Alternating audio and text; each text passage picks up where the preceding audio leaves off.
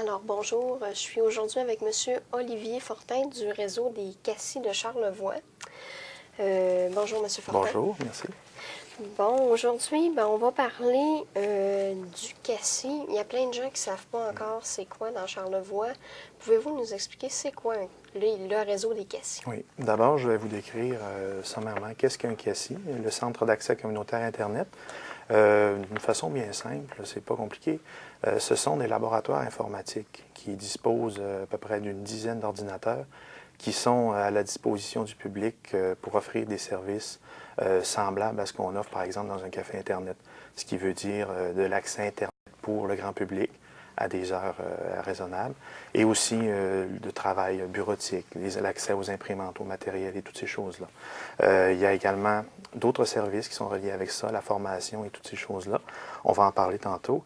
Exactement, je voudrais vous dire qu'en ce moment, dans le réseau des Cassis de Charlevoix, il y a 14 Cassis qui sont actifs, éparpillés un peu partout sur le territoire. OK, donc c'est autant dans l'est que dans l'ouest de Charlevoix. C'est ça. Donc, on peut dire que ça compte presque toutes les petites villes de la communauté, aussi les grandes villes aussi. Il y en a presque partout. Dans ces centres d'accès communautaire-là, on peut d'abord initier le premier volet des services, parce qu'à la base, un CACI, ça a comme service d'offrir de l'accès Internet grand public, surtout pour viser les clientèles qui n'ont pas accès Internet à partir de chez soi ou encore du travail. On regarde les derniers chiffres qu'on s'est dit, c'est que maintenant, aujourd'hui, il y a un tiers de la population québécoise qui n'ont pas accès à Internet, soit à partir de chez soi ou à partir du travail. Donc, nous, notre premier mandat est évidemment d'offrir la possibilité à ces gens-là de dire, si je veux un accès, moi ça me tente d'aller sur Internet, mais je n'ai pas les moyens. Le CACI, à ce moment-là, est l'endroit idéal. Donc, il vient sur place, il fait l'Internet autant qu'il veut. Et aussi, on a les outils pour le superviser, lui montrer comment ça fonctionne et toutes ces choses-là. On pourrait tout de suite enchaîner avec notre deuxième volet de service, parce que c'est évident on offre de l'accès Internet, les gens participent de façon modérée, mais ce qui nous distingue un peu au niveau de nos services, c'est évidemment nos formations. Parce qu'on dit maintenant que, il y a beaucoup de gens qui ont l'Internet à la maison, il y en a quelques-uns qui viennent pour Internet, mais est-ce qu'ils savent vraiment l'utiliser correctement?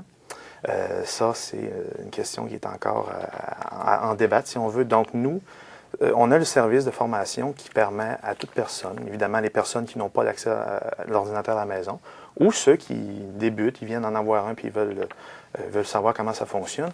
On a des programmes de formation qui fonctionnent un peu comme les sessions des établissements scolaires, par exemple. Okay. On a des sessions qui démarrent en septembre. Ça dure à peu près, si quelqu'un qui veut les suivre au complet, ça peut durer à peu près 12-15 semaines. Okay. Ce sont des cours qui survolent un peu tout ce que les gens font avec leur ordinateur. On va leur montrer des cours qui vont leur servir à quelque chose, qui veut dire, on survole le volet de l'Internet, tout ce qui rapproche le courrier électronique. On fait un peu aussi de bureau, des logiciels en bureautique. Puis ce qui est très distinctif aussi de ces formations-là, c'est que c'est surtout pour les personnes qui n'ont jamais touché à ça. Il y en a beaucoup qui se disent, moi, ça me prendrait un ordinateur pour... par exemple, aller à ces cours-là, est-ce que j'ai besoin d'avoir des connaissances? J'ai-tu besoin d'avoir un ordinateur? Pas du tout. Puis même qu'on avantage les gens qui disent, moi j'aimerais ça, mais je ne sais pas par où commencer. Ils ont juste à venir nous voir. Puis nous autres, on a un programme qui est fait spécialement pour des personnes qui doutent de leur capacité, si on veut. Là. Donc, c'est ça. Là. Le réseau des Cassis, j'aimerais savoir, quand les gens veulent soit aller faire d'Internet ou suivre des cours, comment ça fonctionne? Il faut qu'ils s'inscrivent?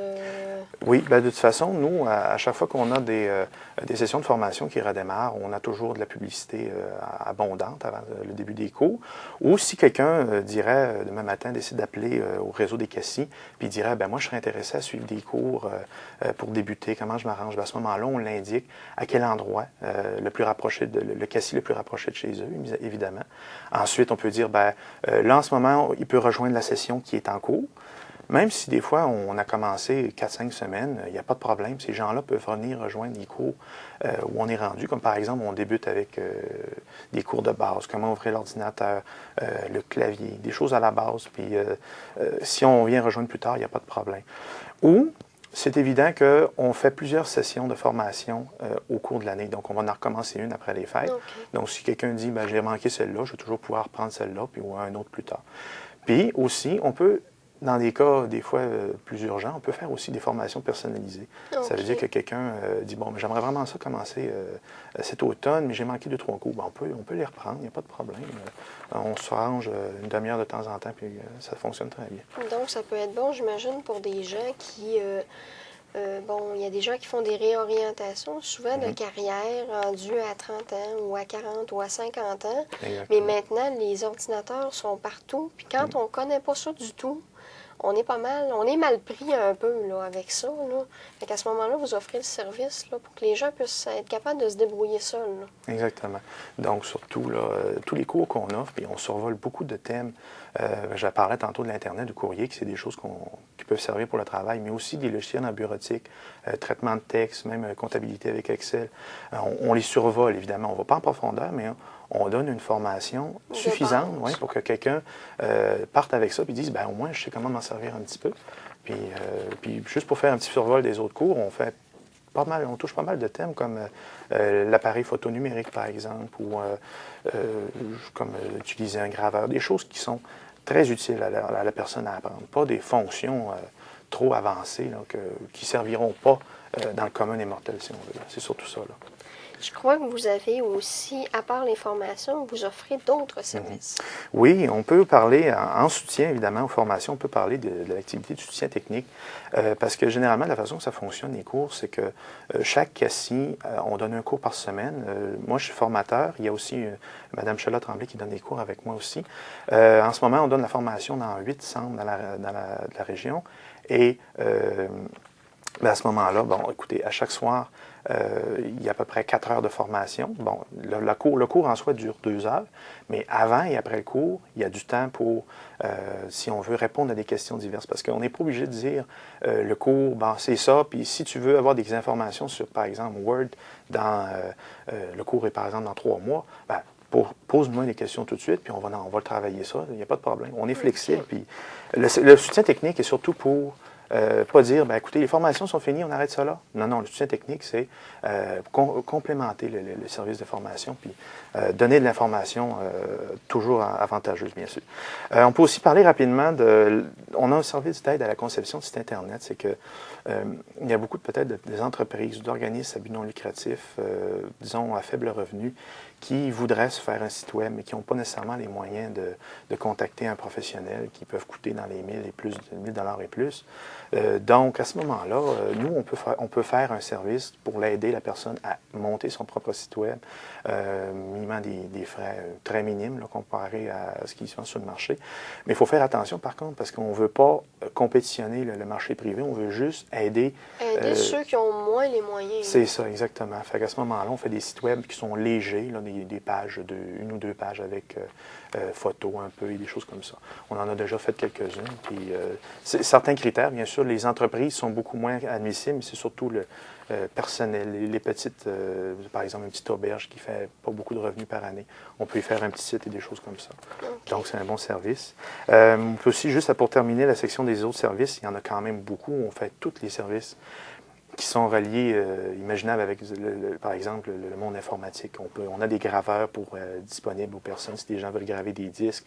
On a des imprimantes jet d'encre photo avec du papier photo. Donc, si des personnes, des fois, sont en vacances, ils veulent venir prendre leur appareil photo, les mettre sur CD, puis après ça, l'imprimer. On est tous munis pour ça. On a des webcams. Et autrement dit, on fait beaucoup de soutien. Donc, on peut aider les personnes à faire des CV à l'ordinateur, des lettres d'emploi, des choses comme ça, de la recherche d'emploi aussi. Donc, tout ce qui est relié au monde de l'informatique et du web, on touche pas mal à tout. OK. Vous avez aussi, bon, je pense que c'est quelque chose de nouveau, les PAI. Oui, les PAI, oui. Les PAI, ce sont également des petits centres. On ne peut pas les considérer comme des CACI parce que les CACI, bon, évidemment, c'est des laboratoires qui ont une dizaine d'ordinateurs, donc c'est surtout pour les formations, l'accès évidemment. Mais le problème, c'est qu'ils sont situés la plupart dans des écoles. Donc, c'est plus difficile d'avoir des heures d'ouverture flexibles. C'est ouvert des fois ça varie de 4 heures par semaine. Puis on trouve que c'est pas beaucoup. Les gens doivent s'obliger à aller ces heures-là. Donc, ce qu'on est en train de faire, c'est qu'on est en train de monter des petits laboratoires informatiques dans des endroits plus accessibles, comme les municipalités ou les bibliothèques, par exemple. OK. On rajoute 3-4 ordinateurs, sans plus, avec l'accès Internet, puis on dit aux gens, vous pouvez venir au CACI, mais si ça ne fait pas, aller au point d'accès Internet qui est ouvert peut-être 35-40 heures semaine, beaucoup plus que le CACI. Un bon exemple qu'on peut dire, c'est que là, justement, on vient de terminer un PAI à la Malbaie. Okay. Au départ, il y en avait 2 ordinateurs qui comblaient vraiment pas les besoins de la Malbaie. Donc, ce qu'on a fait, c'est qu'on les a aidés. On a dit, on va vous racheter 4 ordinateurs, on va les mettre à jour. On a monté le laboratoire, puis maintenant, avec 6 ordinateurs, c'est plus accessible, puis ça donne plus accès là, à beaucoup d'endroits. Puis on a l'intention d'en faire quand même beaucoup. On en a 7 maintenant des PAI, un peu partout dans la région, qui complémentent, bien sûr, les 14 CACI. Puis on continue de voir des projets pour où est-ce qu'on pourrait mettre des PAI, à quel endroit. On travaille là-dessus en ce moment. Pour avoir des informations, s'il y a des gens qui nous écoutent, qui veulent en savoir plus, qui veulent s'inscrire à une formation ou qui veulent tout simplement aller dans leur ville, oui. Aller sur Internet parce qu'ils n'ont pas d'ordinateur accessible à la maison, où ils peuvent vous rejoindre? C'est simple. Il y a un seul numéro pour le réseau des CACI, donc vous soyez d'un endroit ou l'autre. Le numéro de téléphone, c'est le 639-1199. Nos bureaux sont à Saint-Urbain. Donc, 639-1199.